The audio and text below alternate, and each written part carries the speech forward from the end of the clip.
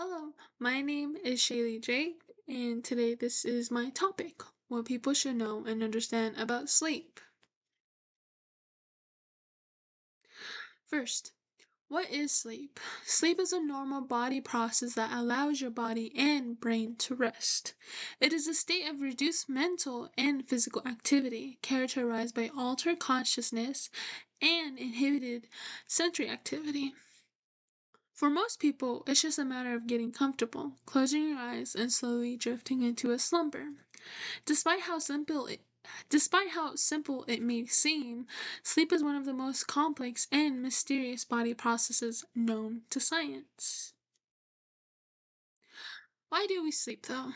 We in fact have a choice to sleep or not, but getting enough sleep is very important to you, your body, and brain.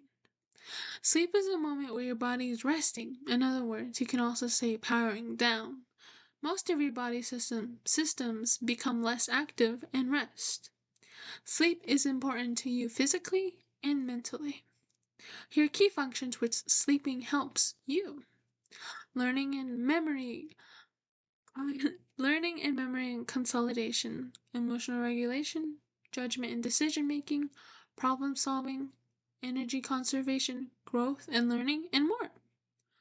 For learning and memory consolidation, sleep helps with focus and concentration, and it allows the brain to register and organize your memories, and all of which are vital to learning when you are growing in growth. For emotional regulation, sleep helps people regulate their emotions and better manage the physical and psychological effects of stress. Judgment and decision making. Sleep helps influence a person's ability to recognize danger and threats. Healthy sleep supports sound judgment, good decision making, and other executive functions. Problem solving. Research shows that sleeping on a complex problem improves a person's chance of solving it. So, for problem solving, I personally agree, kind of, but it is good to sleep on the problem, but at the same time, it's better to do the problem now than later, so you won't have to stress about it, because you may have other things to do in the future. But sleeping on the problem and then doing it once you wake up, sleeping, it makes you feel restored, refreshed, and ready to do the problem. For energy conservation, sleep allows people to conserve energy through an extended period of reduced activity. Growth and healing. Growth and healing, sleep provides the release of growth hormones necessary for the body's tissue to grow and repair damage. And there is more. For example, immunity. Sleep supports immune functions, allowing the body to fight off diseases and infections, which really helps you grow. And it repairs the damage to your skin, to your body, and everything. So, sleep really does help you. Is sleep really that important though? Yes, sleep is important. Sleep plays a vital role in good health and well being throughout your life. During sleep, your body is working to support healthy brain functions and maintain your physical health. In children and teens, sleep also helps support growth and development. Getting inadequate sleep over time can raise your risk of chronic, long term health problems. It can also affect how well you think, react, work, learn, and get along with others. For example, if you don't sleep well, you may not eat well. People get food cravings when they haven't slept well, and they often crave a food with lots of carbohydrates. In other words, carbs, like a cookie. And when you are tired, the last thing you want to do is go to the gym. And going to the gym, it helps your body stay active and keep on running. And it's really healthy for your body if you work out every single day, but not so much where you're stressing your body out. What goes on in the brain while we sleep? Scientists generally agree that there are 4 stages of sleep that we cycle through several times each night. The first 3 form of non-rapid eye movement, REM sleep, and the 4th one is REM sleep, where dreams occur. In the first non-REM sleep stage, the body and brain transition from wakefulness to sleep. The brain changes its electrical oscillations from the active wakefulness pattern of brainwaves into a slower rhythm. Muscle tone throughout the body relaxes. This is the phase during which our bodies may twitch as we enter into slumber. The second non-REM stage involves a drop in the body's temperature. The heartbeat and breathing become slower, and the brainwaves slow down further. Short bursts of electrical activity in the brain may still characterize this stage of sleep. What goes on in the brain while we sleep? It's continued. The third stage of non-REM sleep is the deep sleep stage, which our bodies need to wake up feeling refreshed and restored. In this stage, heart rate, breathing, and brain activity all drop to the lowest point. The REM, dream-filled light sleep stage, is the 4th stage, the last. According to the National Institute of Neurological Disorders and Strokes, NINDS, REM occurs about 90 minutes after falling asleep. In the 1950s, Nathaniel and Clayton Eugene Surinsky were studying attention in the children and noticed that when children lost attention and fell asleep, their eyes moved rapidly underneath their eyelids. Not only were these movements important in sleep, but they occurred in everyone throughout the night.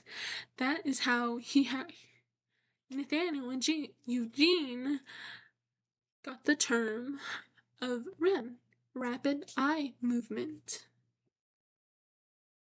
What is sleep deprivation? Sleep deprivation occurs when an individual fails to get the necessary amount of sleep required for optimal health and functioning.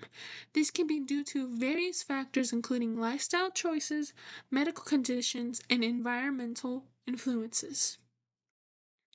What are the effects of sleep deprivation? Sleep deprivation happens when a person does not get the sleep they need to sustain their health and well-being. It is common for people feeling tired, less productive, and prone to mistakes the next day.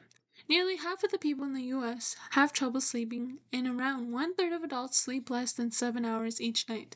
Without enough sleep, the body begins to accumulate sleep debt. As sleep debt grows over time, it begins to take a toll on mental and physical health.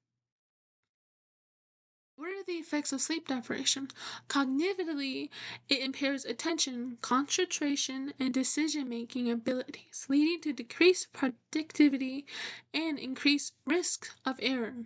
Emotionally, it can result in irritability, mood swings, and heightened stress levels. Physically, sleep deprivation weakens the immune system, making individuals more susceptible to illness, and it increases the risk of accidents due to impaired coordination and judgment. Chronic sleep loss is also associated with serious long-term health consequences, including cardiovascular disease, diabetes, obesity, and mental health disorders. How can sleep deprivation harm your health? Sleep deprivation can damage your health more than it seems. From diabetes, high blood pressure, heart disease, mental illness, dementia, weight gain, sleep apnea, narcolepsy, and insufficient sleep can disrupt critical hormonal and metabolic processes that keep you healthy. Furthermore, sleep deprivation can have a detrimental effects on mental health, contributing to onset or exacerbation of mood disorders like depression and anxiety, impacting overall well-being. Why are there sleep medications? As what it says in the name, sleeping pills help you rest well. If you have a sleeping disorder, for example, insomnia, you may take sleeping medication to help you rest. Sleep medication also helps you stay asleep if you're prone to waking up in the middle of the night. There are different sleeping pills like hypnotics, sedatives, sleep aids, sleep medicine and tranquilizers.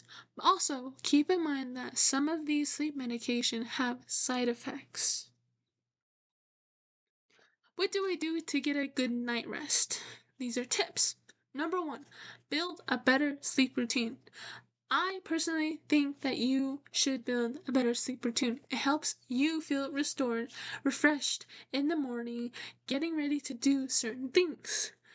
Number two, recharge with naps and breaks. It is good to have naps and breaks here and there, but you shouldn't do it all the time so your body, to the point where your body wants to do it. Keep on doing it. Three, unwind your thoughts with journaling. I like journaling. It's fun to let all my thoughts out while writing, and it keeps me feel calm and relaxed, and I think it's really good. Four, avoid electronic screens for at least 20 minutes before bedtime. That is good to do. Having no screen time for at least 20 minutes before bed, it helps you rest and not think about a lot of things. 5, go to bed and get up at the same time of day. I do this every single day. I go to bed at 8, then I wake up at 8 in the morning. I'm used to it every day. 6, avoid caffeine, nicotine, alcohol in the 4 to 6 hours before bedtime. I don't really drink any of these like late at night, but I do drink coffee in the morning. But it's really good to not do this for the 4 to 6 hours before bedtime. Don't eat large meals within 2 hours of bedtime. I definitely agree this. Once you eat a large meal like within 2 hours of bedtime, it's not good because you still feel it once you're laying down, and it's not good to lay down when you just ate a big meal. Sleep in a dark, quiet room, not too cold or hot for you. This is optional. You can do hot or cold. And personally, I think cold is better for me. I sleep a lot faster in a cold room and it keeps me comfortable. It's best to get a good night's sleep. These are my references for the slides.